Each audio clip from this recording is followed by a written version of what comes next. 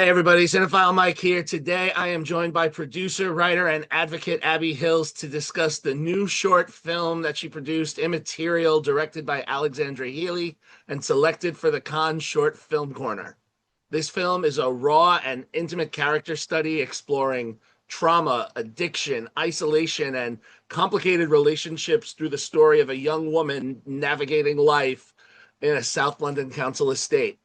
Alongside her work as a filmmaker, Abbie is also the founder of the disability-led talent agency and production company, Dazey Talent, and has become an important advocate for disability representation and emerging voices within the UK film industry. Abbie, thank you so much for taking the time to chat with me today, and congratulations on the Cannes selection. Thank you. What a lovely introduction as well. That was brilliant. Thank you. Thank you. I'm excited. So, when Immaterial first came your way, what was it about Alexandra Healy's story and perspective that made you want to come on board as a producer? I just got it. I just really, really felt it. I mean, Naomi's a little bit younger than me. She's in her early 20s, but I think, there's an element of the story that I related to kind of in the I guess you're like second coming of age when you reach your early 20s and then all of those other struggles kind of piled on top. I was like, this is a story that needs to be told. It's so relevant. It's heartbreaking, but it's real life. And I think we need more of that out there. And the film, as you watch it, it's so short. It's 14 minutes, but it spends so much time close to Naomi's emotional state, even in the moments where she's making these really destructive choices. How, when you were working with Alexandra, did you approach maintaining empathy for this character without softening the reality of what she's going through?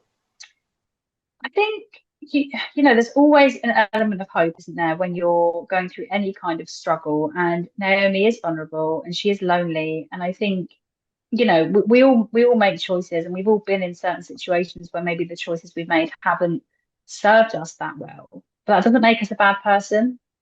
And I think that has kind of stuck with Alex and I throughout the process of knowing that, yeah, Naomi is destructive. It's like, oh, why is she doing that? Why is she doing that? But you feel this kind of empathy and sadness, and you want to be in her corner, and you can't just like write her off just because she's made a choice that perhaps isn't the best one. And when we look at these choices she's making, this film has a very real, it's a very raw and urban realism to it. And, from the council estate setting to the uncomfortable transactional, dynamics in her relationships that we hear in the phone calls with the guy. As a producer on the film, what were the most important elements to get right when you were building that authenticity? I think I wanted the audience to feel a closeness, as in a physical closeness, because it's a very, it's one location pretty much, mostly just on Naomi. So it's like you're so close that you can almost hear her breathing, but you can't do anything about the choices she's making. You can't have any input. You just have to watch it. And I really wanted that intensity to come through, so that we really, really get to know her. And you feel that you're stood, in this flat watching so closely, but you can't bang on the glass, and you can't do anything to save her. You just have to watch it unfold. And I think that intimacy really makes it uncomfortable, but it makes the story stay with you, right? And that's what we wanted to Yep. It certainly stays with you, I will do. say. Yeah. Now, a lot of your work, both creatively and through the Dazey Hills Company, centers around underrepresented voices and people who, often exist outside the mainstream lens. How do you see Immaterial fitting into the larger mission behind the stories that you want to help champion in your work? It's a really good question. Naomi's story is one of many. Like we in this country and around the world, actually, there is very much a mental health crisis. If you're not going through it, you know somebody that is, and it's probably somebody that's close to you, and that's without the addiction and all the other layers. So it's a really important story to be telling, and I think yes, Naomi as a young woman is underrepresented, but also she represents a widespread issue.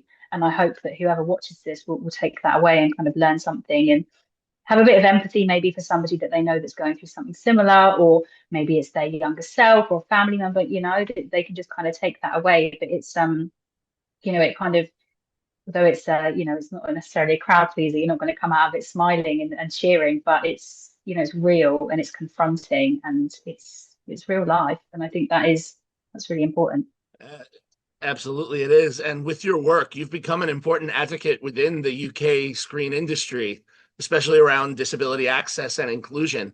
How do you balance the responsibility of your advocacy work with the creative side of producing and storytelling? Oh, that's really interesting. I've always wanted it to be a kind of a happy middle ground. Like, so I live with cerebral palsy, that presents as non-visible, which is something that I've kind of struggled with over the years in terms of, I guess, like ableism that I face and stuff like that, because you can't see that I have this thing, right? In comparison to other people who live with cerebral palsy, where perhaps it's more visible. So that's something I've always really contended with.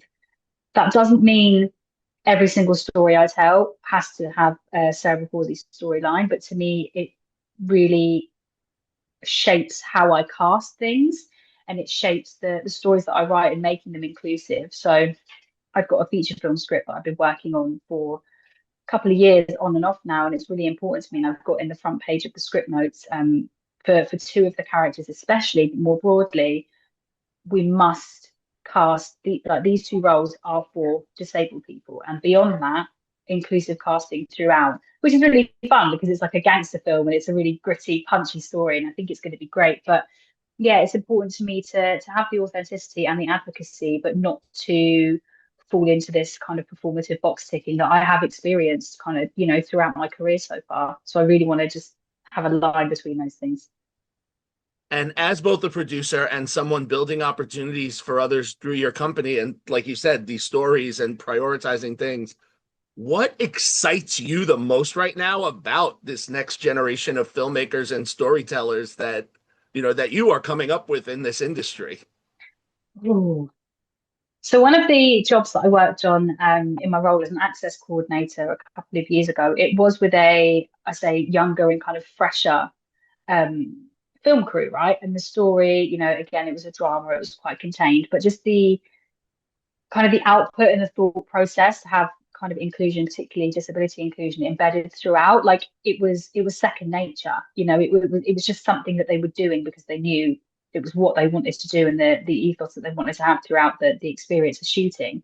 Whereas some of the jobs that I've done, particularly within kind of TV and the more like traditional kind of older shows and stuff, it's not necessarily always been like that.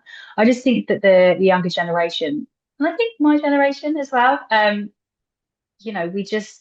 we want to tell stories, but we want to tell stories that represent everyone. And again, it's second nature. It's like, people are just like, well, of course this is what we do. And I love that shift. Obviously, it's not worldwide done thing yet, but it's kind of, I guess, like pockets of hope within the industry, and these productions that I see and I'm part of and I'm nurturing and I'm following and supporting. I'm like, yeah, this is how we make films. This is what we're doing here. And the stories are just as brilliant, if not even more so. It's not forced. The inclusion is never forced.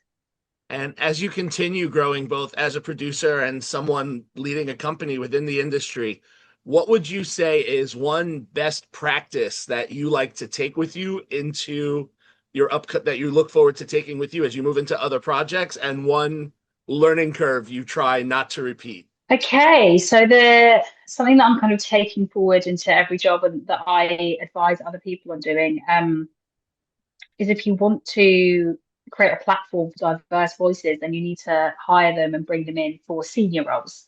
Not just like your runner or your assistant, like, hire the diverse writers, the heads of department, the production managers, the exec producers, because then the experience kind of travels down, and just makes a more inclusive set and more fun to kind of be around, and nobody's got any barriers to work, and everyone's just having a better time. So I'm always trying to do that on my jobs now. That's something I really want to take forward.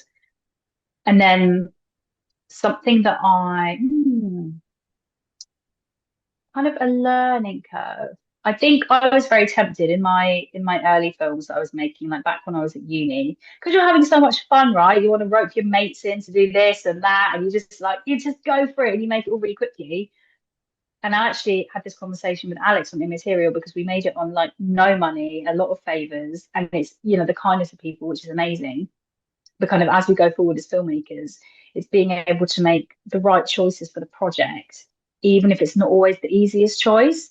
Because I think you've got so much stress when you're making a film. You're like, oh, let's just do that. It'll be easier. And it's kind of like, I don't think you can always do that. So sometimes choosing the harder way is actually the better thing to do,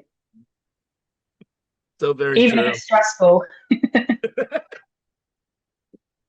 Look, sometimes a little stress is a good thing. It's okay. It's when it gets to be too much. Exactly, exactly. A little bit of balance. Well, Abbie, thank you again so much for taking the time to chat with me today. Congratulations again on Immaterial Thank being you. selected for the Cannes Short Film Corner. It's a really powerful film that tackles difficult themes with a lot of honesty and humanity. And it was, great to talk about this, but also the work you're doing. It sounds like you've got some amazing things coming that I look forward to seeing on the audience perspective. Thank you. This has been fun. Thank you so much. So for everyone watching, again, Immaterial will be screening as part of the Conf SFC this year, and we will include links to Abbie's work and social media in the description below. As always, if you enjoyed this conversation, please make sure to like, comment, and subscribe for more filmmaker interviews like this, festival coverage, spoiler-free reviews, and award season content. Until then, folks, as always, this is Cinephile Mike telling you to take a break and watch something new. Abbie, have a great day. Thank you. You too.